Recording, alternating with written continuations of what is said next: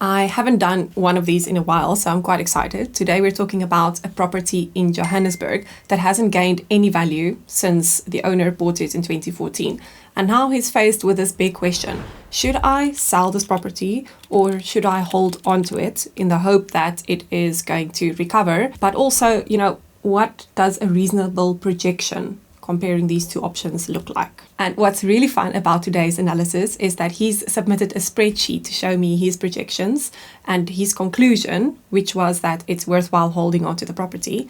And now I get to critique someone else's spreadsheet, because usually when I show my spreadsheets on YouTube, then people critique mine. But the interesting part is, if I run my calculations, one option could lead to a value of 9.3 million after 25 years, and the other is potentially worth 4.6 million. That's a difference of almost 5 million. On the one side, should he hold the property and then invest the cash flows that it generates after a while into the stock market? Or is it better off just selling the property now and then putting that money into the stock market? So let's do my favorite thing and run some numbers in the spreadsheet. Just a quick reminder, you can also submit your scenario and it could potentially be selected to be featured in the next video. Follow the link in the description to submit your info. So here's the spreadsheet and the details he shared with me. The first thing is he bought this property in 2011 for a value of 800,000.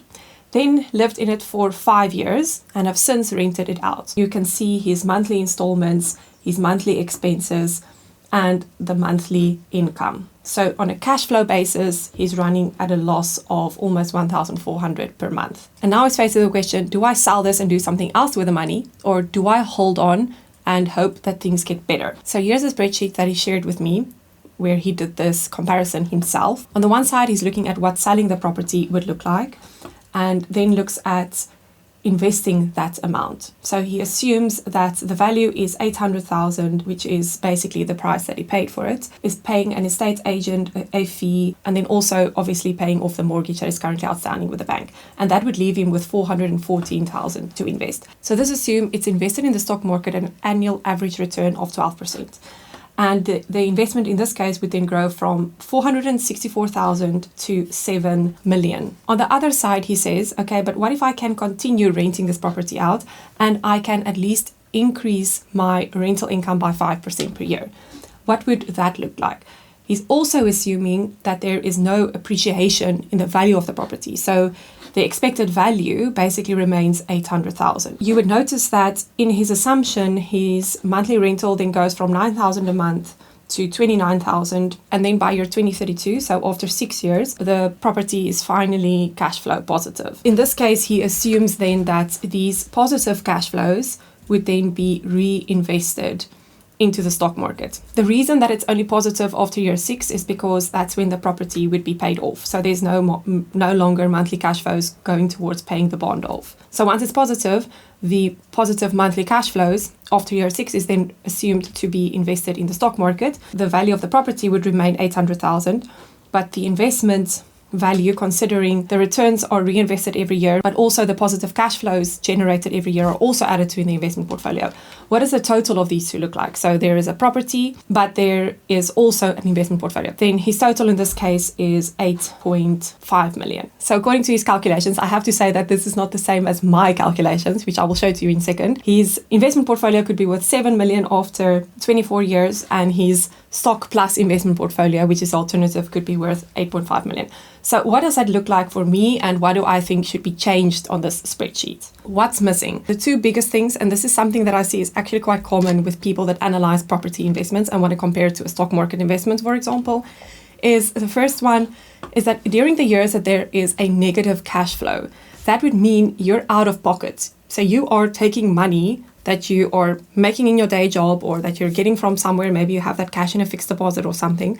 You're taking that money and putting it into your property investment. So you are out of pocket because it's still cash flow negative for 6 years. If you want to be able to do a decent comparison in this case, you should assume that that negative cash flow in your stock market scenario would be also invested in the stock market, because you want to compare relevant cash flows on both sides, and both sides should have an equal or fair comparison. The second thing is, on the property investment side, it's important to consider that only amounts after tax will be reinvested, because all of a sudden you have this property that's now generating positive cash flows and it's making a profit, and that profit will be taxable. It's obviously dependent on how the asset is structured and if it's held in personal capacity in a trust or a company, but that is an important assumption to include, is that only amounts after tax, because all of a sudden now you've got an additional tax item that you will be paying tax on. That is a very relevant cash flow to include in the spreadsheet.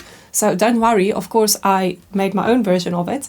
I used his spreadsheet but just added the relevant columns. So that's what it would look like using these assumptions I mentioned, but also assuming that there will be tax on the final amounts. If we want to make it a fair comparison, we have to look at what the capital gains tax on both sides of this investment will be like, but also the dividends tax on the stock market investment. So I want to consider all of the potential tax impacts. I'm assuming that he holds this property in his personal capacity and that his tax rate is 40%. I'm assuming that it's not held in a company or in a trust, but also I don't know what his income is, so this is really just an assumption. Okay, so what does it look like with my newly added assumptions and the assumptions that I've changed? So just to mention, on the stock market investment side, I have kept the assumptions the same of the estate agent fees that he'll pay, and also the loan that he needs to repay. But I am changing the annualized return to make it a return after tax, which is actually weirdly very close to the return he used.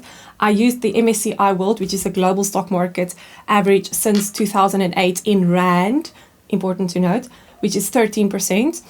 And I then took this return after tax, so deducted dividends tax from it, and that would then be 11.96%, which is very close to the 12% assumption he used. So the only other thing that I'm changing on the stock market analysis side is to say that the negative cash flows from the property, as I mentioned before, now have to also be included in the stock market investment. Each of these negative cash flows in the first 6 years, we're assuming, is being added to the stock market investments, and then it grows at a post-dividends tax return of 11.96%.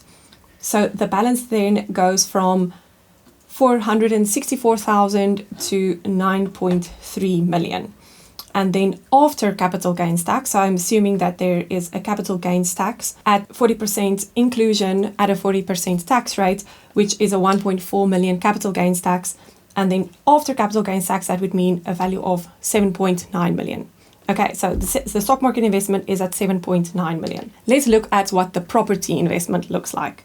So the changes that I made here is to consider the tax, as I've mentioned, at 40% rate. And the weird thing here is that even though the property is still cash flow negative because the bond payments have to be made, actually on paper, it already makes a profit on a taxable income basis.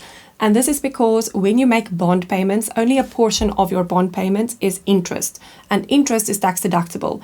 The portion that goes towards your equity is not tax deductible. So even though it looks like the property is cash flow negative, there is a tax payable on it because technically only the interest portion is tax deductible. And on a tax profit basis, once we consider the post-tax or the cash flows after tax, we're then adding those to the stock market investments. So again, the alternative in this case is I'm assuming that the property value is not going to increase, it's going to stay 800,000, but that the positive cash flows generated by the property after year 6 is then invested in the stock market. So after 24 years or in 2050, there will be a property and a stock market portfolio in this case. And the value of the two of these together would be 4.6 million. And then a capital gains tax of 400,000 is payable. So the after-tax amount on the property and stock portfolio is 4.2 million. That's a comparison on after-tax of 7.9 million and 4.2 million, which is a 3.6 million difference.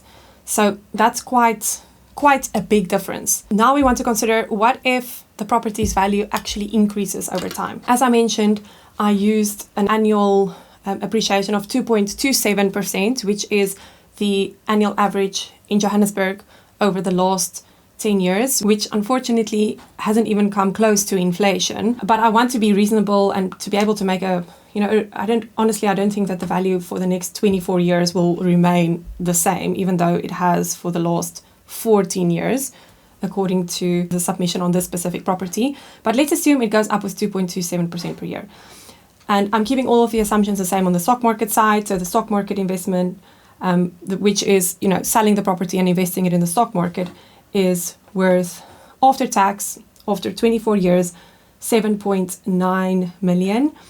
But then on the property investment side, the property's value goes from 800,000 to 1.4 million over 24 years. And we're paying a capital gains tax on that after having a primary residence exclusion. I really tried to consider everything here, because if you sell a property that you've lived in or it was your primary residence for a while, then it would be excluded. There would be a primary residence exclusion. So there's a capital gains tax. After capital gains tax, the property's value is 1.3 million. But remember, there was positive cash flows that we invested in the stock market on the side, and the value there is 3.8 million. After capital gains tax, it is 3.4 million. So the total, including the property, is 4.7 million. So this is a better potential outcome for the property investment side, where we assume that the property actually increases in value over time. And just to go back and compare these numbers, on the stock market side, we're getting 7.9 million after capital gains tax.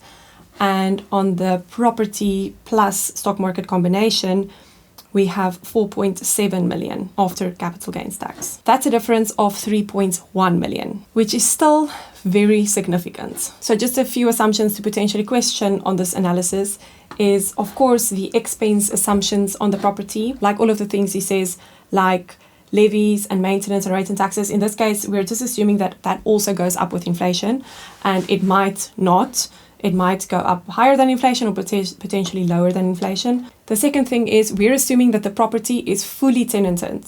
There are no vacancies and also no non-payment periods during this time, which I think is, for a 24-year timeline, is probably unlikely going to happen. I think at least you will have tenants moving out every second or third year, and the property then being vacant for 2 or 3 months, or potentially only 1 month. But I think realistically, you probably also have to consider some vacant periods, but that will really only change the scenario more in favor of the stock market investments. And then I also had a look at how much does the value of the property have to grow by to actually make this an equal comparison. And that would have to be 7.5% annually. So if the property's value goes up by 7.5% annually, then I think we could get into a scenario where they can become comparable, or it's actually potentially a scenario where it's hard to choose.